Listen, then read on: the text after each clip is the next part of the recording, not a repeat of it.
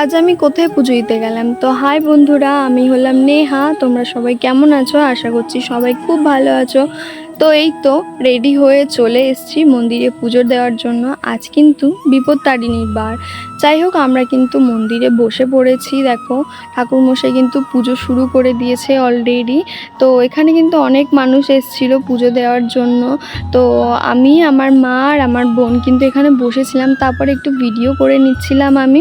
তো যাই হোক, এরপর আমি দিয়ে দেবো পুজো। তারপর দেখো, বোন আর আমি একটু বদমাশি করছিলাম। যাই হোক, পুজো দেওয়া কিন্তু তখন আমাদের হয়ে গেছে। আমার মাথায় কিন্তু টিপ আছে।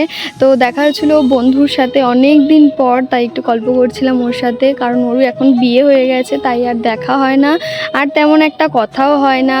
যাই হোক, আর কি বলবো কষ্টের কথা। তারপর ঠাকুরমশাইয়ের কাছে আমি ডোরটা বেঁধে নিচ্ছিলাম। এরপর কিন্তু আমি বাড়ি যাব। পুজো দেওয়া হয়ে গেছে আমাদের, ডোর বেঁধে এখন মা ডোরটা বাঁধবে। তারপরে আমরা কিন্তু চলে যাব, কারণ বোনের ডোর বাঁধা হয়ে গেছে। তো এই যে এখন মার হাতে ডোরটা বেঁধে দিচ্ছে ঠাকুরমশাই। তারপর কিন্তু মন্দিরের বাইরে একটু ওয়েট করছিলাম ডালাটা নেওয়ার জন্য। তারপর বন্ধু আর আমি একটু ভিডিও করে নিলাম। তারপর এখানে বোনকে দেখো, ও কিন্তু দুটো ডালা ধরে নিয়েছে।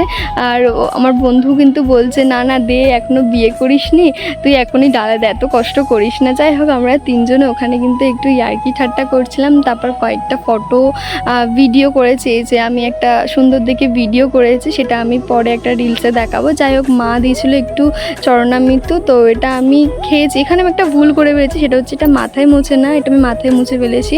যাই হোক, তারপরে যাচ্ছিলাম বাড়ি। তো দ্যাটস ইট ফর টুডে। তোমাদের কেমন লাগলো সবাই জানিয়ে, সবাই ভালো থেকো।